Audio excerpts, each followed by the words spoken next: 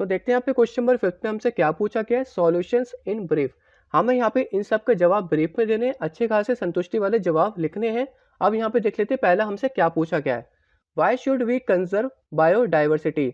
हम यहाँ पे अलग अलग तरह के जो यहाँ पे जीव जंतु रहते हैं, हम इनको यहाँ पे क्यों बचाना चाहते हैं वो हमें यहाँ पे बताना है। बी यहाँ पे पूछा है, protected forest are also not completely safe for wild animals, Y.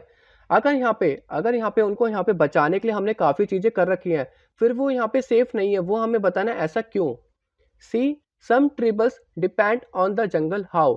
कुछ यहाँ पे आदिवासी सिर्फ जंगल पे ही डिपेंड रहते हैं, फॉरेस्ट पे ही डिपेंड रहते हैं, वो हमें बताना है ऐसा क्यों। डी में यहाँ पे पूछा है, what are the cause and consequences of deforestation.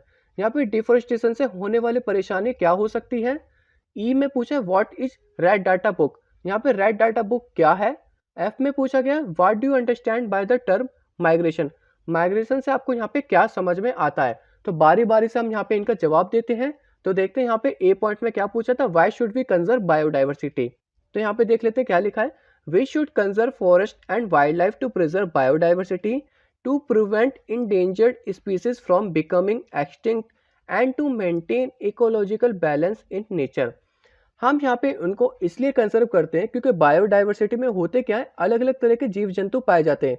कुछ ऐसे जीव जंतु भी होते हैं जो यहाँ पे बिल्कुल विलुप्त होने की कगार में है। अगर उनको यहाँ पे बिल्कुल प्रोटेक्ट नहीं किया गया तो आने वाले सालों में बिल्कुल खत्म हो जाएंगे और हम हमारे आने वाली पीढ़ी उनको नहीं देख पाएगी। इसलिए उनको यहाँ पे क्या करता है, बचाव किया जाता है, बायोडाइवर्सिटी को कंजर्व किया जाता है और एक तरह से यहाँ पे नेचुरल परिस्थिति बनाने के लिए भी यहाँ पे किया जाता है। तो इसलिए यहाँ पे इसका जवाब हो चुका है। अब यहाँ पे देख लेते हैं बी पॉइंट। तो देखते हैं यहाँ पे बी पॉइंट में क्या दे रखा है, protected forest are also not completely safe for wild animals because people living in neighbourhood encroach upon them and destroy them to fulfil their own requirements.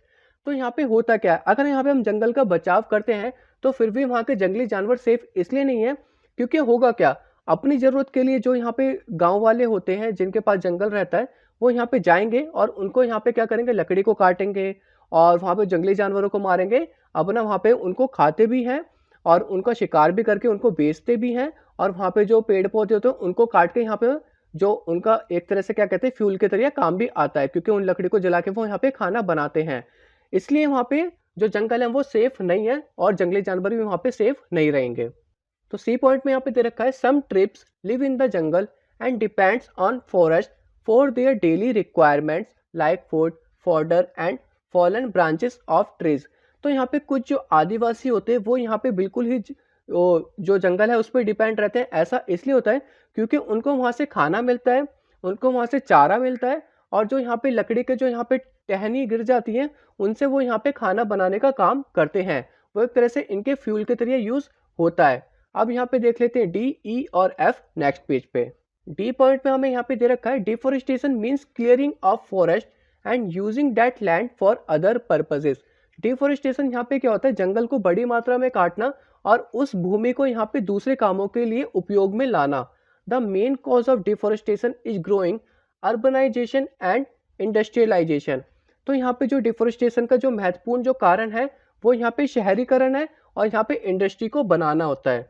Consequences और डिफोरेस्टेशन यहाँ पे देख लेते हैं कि यहाँ पे क्या क्या हमें हानि पहुंच सकती है।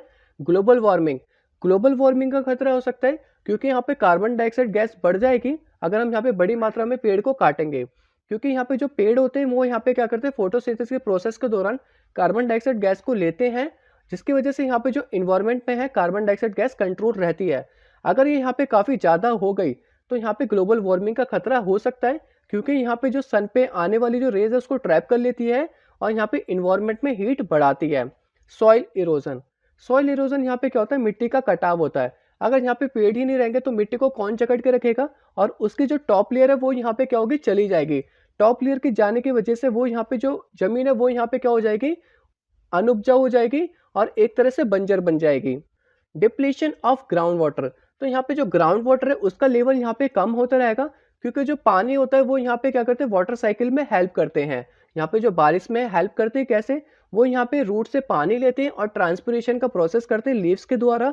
अगर वहाँ पे पानी की कमी होगी तो यहाँ पे जो ग्राउंड वाटर है उसका लेवल क्या होगा, यहाँ पे कम होने लगेगा। ड्राउट्स एंड फ्लड्स, तो यहाँ पे क्या होता है, यहाँ पे मैंने जैसे आपको बताया कि जो यहाँ पे पेड़ होते हैं वो बारिश करने में हेल्प करते हैं, यहाँ पे वाटर साइकिल में हेल्प करते हैं। अगर यहाँ पे पेड़ ही नहीं रहेंगे तो ट्रांसपिरेशन का प्रोसेस नहीं होगा, जिससे बारिश कम होगी और सूखा पड़ सकता है। और अगर यहाँ पे बाढ़ आती है, अगर यहाँ पे बाढ़ आती है और पेड़ ना हो, तो यहाँ पे क्या होता है, जो पानी होता है वो यहाँ पे ऊपर की लेयर पे ही रहेगा, क्योंकि वहाँ पे क्या होता है, जब टॉप लेयर चली जाती है तो नीचे की जो लेयर रहती है वो यहाँ पे हार्ड और रॉकी रहती है, और वहाँ पे पानी जो है वो सोख नहीं पाता, जिसकी वजह से पानी ऊपर रहता है। अगर वहाँ पे पेड़ रहता है तो वो पानी को सोख लेता है जल्दी से, तो वहाँ पे बाढ़ का खतरा कम हो जाता है। तो ये परेशानी हमें उठानी पड़ सकती है। देखते हैं यहाँ पे रेड डाटा बुक होता क्या है। Red data book is the source book which keeps a record of all the endangered animals and plants. तो यहाँ पे जो रेड डाटा बुक्स है वो यहाँ पे क्या करता है, एक तरह का रिकॉर्ड रखता है कि यहाँ पे कौन कौन से जानवर विलुप्त होने की कगार में है, खत्म होने की कगार में है, और उनको यहाँ पे बचाया जा सके। यहाँ पे प्लांट्स भी हो सकते हैं, एनिमल्स भी हो सकते हैं, और बाकी अलग अलग तरह की स्पीसीज भी हो सकती हैं।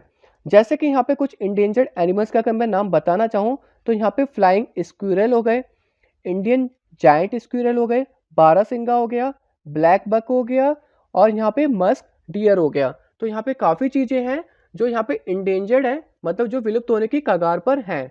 अब यहाँ पे देख लेते हैं last point, migration. Migration is the phenomena of movement of a species from its own habitat to some other habitat for a particular time period every year for a specific purpose like breeding.